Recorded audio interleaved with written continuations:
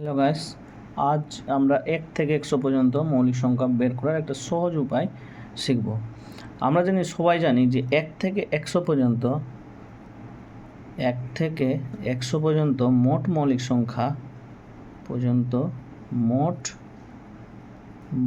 সংখ্যা বা prime number সংখ্যা কটি?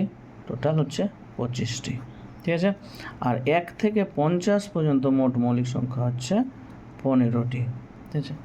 কিন্তু আমরা একটা সহজ পদ্ধতিতে আরও ভেঙে জিনিসটা শিখব। আমরা একটা নাম্বার মুখস্থ রাখবো। কী নাম্বার?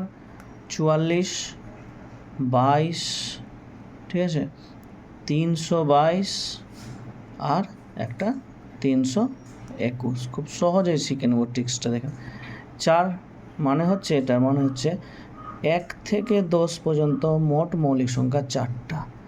এটা 4 মানে হচ্ছে 10 থেকে 20 পর্যন্ত মোট মৌলিক সংখ্যা হচ্ছে 4টা। 2 তার মানে হচ্ছে 20 থেকে 30 পর্যন্ত মোট মৌলিক সংখ্যা আমার 2টা। আর 30 থেকে 40 পর্যন্ত মোট মৌলিক সংখ্যা হচ্ছে 2টা। 3 মানে হচ্ছে 40 থেকে 50 পর্যন্ত মোট মৌলিক সংখ্যা। তারপরে চলে আসে 2, 50 থেকে 60 পর্যন্ত আমার মোট মৌলিক সংখ্যা 2টি। আবার 2, 60 থেকে 70 পর্যন্ত মোট মৌলিক সংখ্যা 2টি।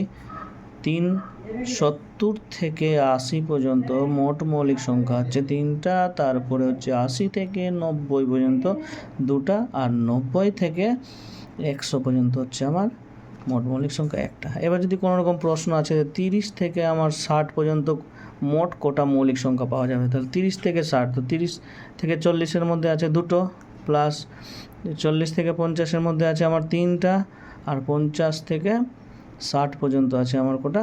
2টো। তাহলে মোট কটা হচ্ছে আমার 3, 2, 5, 6, 7টা। তাহলে দেখো, এই ট্রিক্স অনুযায়ী আমার 1 থেকে 100 পর্যন্ত যে কোনো সংখ্যার মধ্যে যদি আমাদের মৌলিক সংখ্যা নির্ণয় করতে বলা হয়, তাহলে আমরা কি করব? সহজেই সেটা বার করে নিতে পারবো। Okay guys, thank you.